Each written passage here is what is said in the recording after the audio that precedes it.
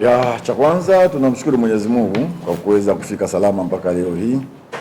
Kitu cha msingi ni kwamba kesho ni fainali, na siku zote hakunaga fainali rahisi. Siku zote fainali waga ni ngumu. Kwa hiyo sisi kama Simba, baada ya kumaliza mchezo wetu wa juzi wa nusu fainali, tulianza maandalizi ya fainali toka jana, na leo tutakuwa tuna session ya mwisho kabla ya mchezo wetu wa kesho wa fainali.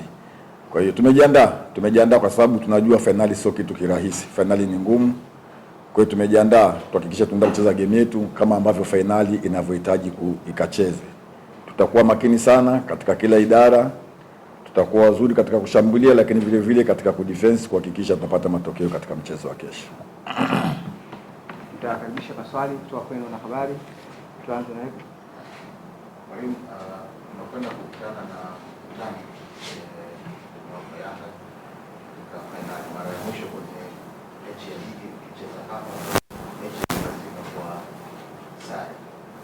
Nadhani Simba itaanzia pale ilipomalizia mechi ile au kuna mpango mpya wa mechi? Ya, cha kwanza tunatakiwa tuelewe hii ni mechi nyingine kabisa mpya, tofauti kabisa na mechi ambayo ilichezwa hapa katika ligi. Na vile vile ni mechi tofauti kwa sababu hii ni fainali na ile ilikuwa ni ligi. Tofauti ni kwamba mechi ya kesho lazima ipatikane mshindi uje, tofauti na game iliyopita. Kwa hiyo tutakuja na approach tofauti kabisa na ambayo tulikuja katika mchezo uliopita. Swali jingine?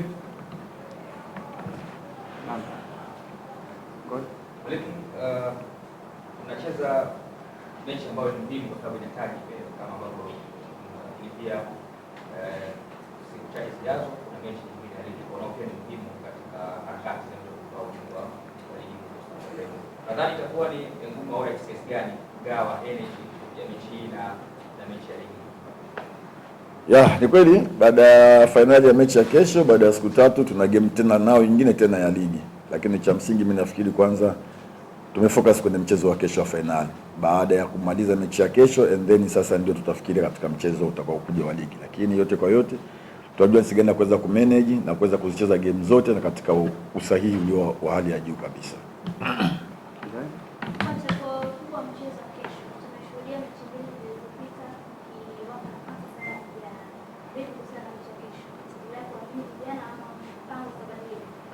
Ya, kitu kizuri kwetu sisi, tulikuja karibuni wachezaji wetu wote tuliokuja nao katika mashindano hapa wote wameweza kutumika kwenye game zote zilizopita hizi.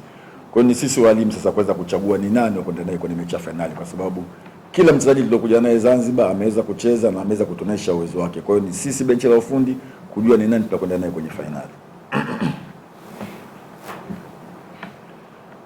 Kocha, katika vitu ambavyo tumeshuhudia katika mechi mbili zilizopita ni timu kuonekana kwa kiasi zaidi kiwango chake na mahali yake ni kipindi cha pili. Cha kwanza kwa kidogo timu ina struggle ya nafasi na kuendelea chini kuingia kwake si kwa kiwango ambacho tunatarajia.